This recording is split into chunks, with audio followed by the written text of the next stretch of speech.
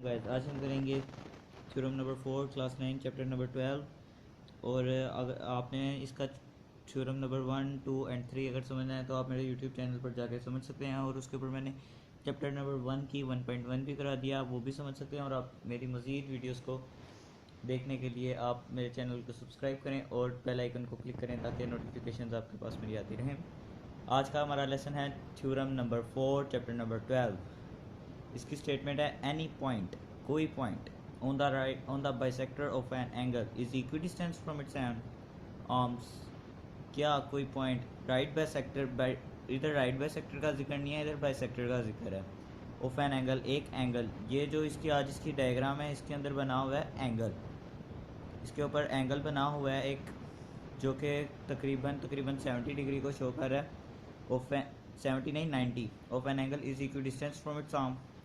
क्या ये अपने आर्म्स के इक्विडिस्टेंस पर है? एक इसकी बीच कर में आर्म है, एक इसकी साइड पे है और एक इसकी लाइन के ऊपर, एक इसकी लाइन पे है। अ पॉइंट पी इसका given, a point P is on O M. A point P जो है वो है ओ एम के दरमियान है। The bisector of A O B, the bisector of angle A O B, A O B के दरमियान। उसने हमें ये गिवन दिया हुआ है। अब हम आते हैं टू प्रूव की तरफ। P Q congruent P R, जो हमने कंस्ट्रक्ट करना है वो है P Q congruent P R. जो पी और क्यू है, पी क्यू पे हमारी एक 90 का एंगल आ गया और पी आर पे एक 90 का एंगल आ गया। क्या कॉन्ग्रुएंट है? P is equi distance, P equi distance पर यानी पे इक्वल डिस्टेंस पर है from O A, O A and O B. Equi distance यानी कि सेम डिस्टेंस पर है। Construction, draw P R perpendicular O A, P R perpendicular O A, यानी कि ये इसमें उसने ओ ए का एंगल शो किया हुआ है। फिर दूसरी में उसने पी क्यू यानी कि दूसरा जो 90 का एंगल है वो उसमें ओ बी का शो किया हुआ है। ये उसने उससे कंस्ट्रक्शन दे दिया। उसके बाद हम आते हैं प्रूफ की तरफ। जो से ट्वेल्थ वाले चैप्टर का 4 वाला थ्योरम है, ये इंपॉर्टेंट भी है और छोटा भी है, लिहाजा इसको आपने पक्का याद करना है क्योंकि ये बहुत ज़्यादा चांसेस होते हैं इसके बोर्ड के पेपर्स में आने में। Proof in triangle P O Q correspondence triangle P O R. अब हम अपनी डायग्राम की तरफ वापस आते हैं। पी ओ क्यू एक एंगल बन गया, पी ओ क्यू कॉन्ग्रुएंट है, करस्पॉन्डेंस पर है पी ओ आर। करस्पॉन्डेंस की डेफिनेशन होती है in any correspondence two triangles are equal they are called corresponding triangles. उसके बाद O P, line O P congruent O P.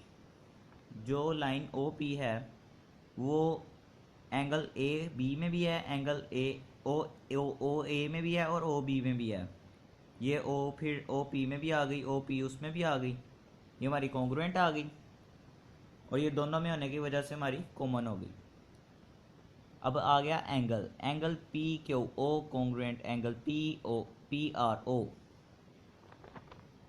इसका हमारे यहाँ ये कंस्ट्रक्शन आ गई क्योंकि पी क्यू ओ, अगर हम पी को क्यू से नहीं मिलाएंगे तो ये तो हमारी प्रूफ में आएगा ही नहीं, इसलिए ये कंस्ट्रक्शन आ गई। पी को आर से नहीं मिलाएंगे तो ये ना इधर 90 का एंगल बनेगा ना फिर हमारा कोई थ्योरम बनेगा इसमें। ये हमारी कंस्ट्रक्शन है। और हाँ, कंस्ट्रक्शन में आपने डॉटेड लाइन से शो करना है, ये नहीं कि आप एक लाइन लगा दें और बस जी ठीक है हमारा ठीक है। बोर्ड में ये सारा गलत कर देते हैं वो। और बोर्ड में हमेशा आपने थ्योरम की डायग्राम पेंसिल से नहीं बनानी, आपने हमेशा इसको पेन, इंक पेन या फिर दूसरी यानी कि इंक जो डार्क चीज़ें होती हैं उनसे बनानी है। पेंसिल से तो हरगिज़ नहीं बनानी, जेल पेन से ज़्यादातर बना के आया करें, वो फैलती भी नहीं है। उसके बाद है angle P O Q congruent angle P O R. ये है गिवन।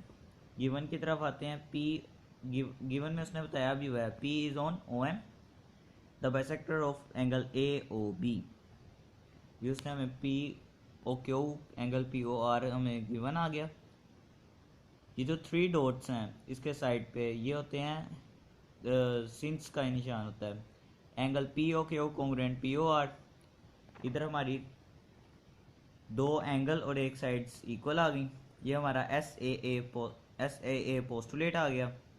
SAA की डेफिनेशन होती है if any correspondence of two triangle, if one side and two angles of a triangle are congruent to the corresponding two angles and one side, then the two triangles are congruent, यानी कि हमारे triangles congruent भी आ गए।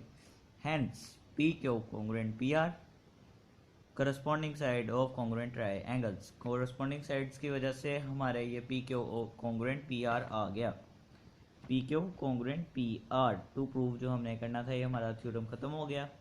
दुआओं में याद रखिएगा। आप हमें चैनल और सब्सक्राइब और कमेंट करके ज़रूर बताएं कि अगर कोई कन्फ्यूजन हो तो मैं आपकी क्लियर करूं। अल्लाह हाफिज़।